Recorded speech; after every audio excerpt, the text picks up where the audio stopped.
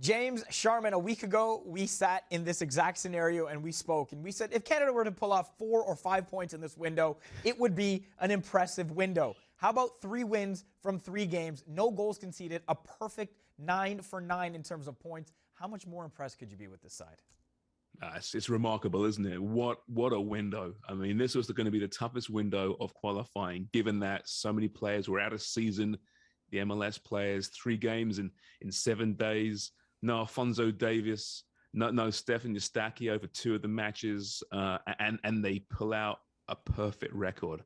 It's incredible. It really is. And to do it the way it was done tonight, Faizal, I mean, this was as CONCACAF match as you're ever going to see. If there's new fans, discovering this team right now and didn't quite understand what all this noise about CONCACAF was, well, now you know, right? It's not a great advertisement for football. It was a chippy, scrappy affair, very physical on the El Salvadorian part, and it's just the craziest goal as a game winner. I'm not sure the sport won too many admirers from that 90 minutes, but man, they found a way once again. Such resiliency. Do you care to break down that goal, or do you want to just, in like a year or 2 or 10 years from now, just look at the fact that Atiba Hutchinson was the one that scored it? Yeah, that's a good way of doing it, I think, Faze. You know what? Hey, man, another moment, right? Of course, these crazy, iconic exactly moments. It's exactly that. And I mean, I don't know how to describe it. It's the Besiktas connection, right? On comes Kyle Larin off the bench, breaks down the right-hand side, stumbles, stays on his feet, says it's the near post, and there's the old master himself, Atiba Hutchinson, 38 years of age, doing something. I still don't know how. I still don't know how.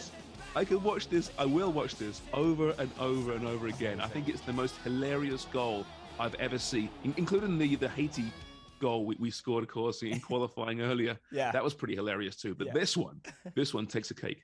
All right, well, what do you want to say about John Herdman here? Because, look, it was 0-0, and it would have been fine to end this game with a draw, but he said, no, we want to try to win this game. So he brings on Tejan Buchanan, he brings on Kyle Larin, he brings on Alistair Johnson, and immediately the game changes.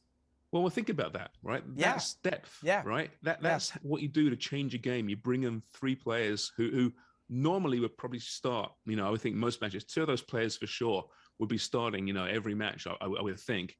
And he came in and he changed formation, and it paid off. It really paid off. I thought the team looked tired, for much of today's match.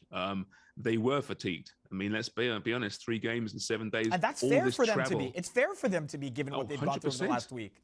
The travel is a nightmare. I mean, it's so difficult for these players. They're absolutely mentally and physically exhausted. We saw Sam Adekubi. He was dead in his feet, but he put in another great shift, right? And then the kid Brugard comes on for him late in the game. It all worked out in the end, right? And then, of course, Jonathan David. Why not have a breakaway late in the game and chip the goalkeeper? I mentioned to you before, I think we discussed, they will at some point face adversity. They will, and they'll have a couple of bad performances. And we'll see how they react. But until then, let's just enjoy this. Let's just enjoy this, man, because they are cruising, they are rolling to the World Cup. I mean, that might be tougher than what Jonathan David's faced in Ligue 1 this year, although he does have PSG this weekend. Listen, James, we've held off on declaring this. Are they good? They're good. Book your flights. Book your flights. Listen, it's going to happen. I mean, let's be honest. They got 9 points in this window. We said 4 would be 5, right? Okay, 5 for sure. They got 9 points in this window. There's other results to come down, of course. They're playing against Costa Rica in Costa Rica. They're then playing against Jamaica at home, a Jamaican team that's done and dusted. They won't qualify. And then on the road in Panama. So 2 more tough road trips potentially. But I think by the time they get to Panama in that match, it'll be done and dusted. They're qualified. James, appreciate it. Thanks, mate.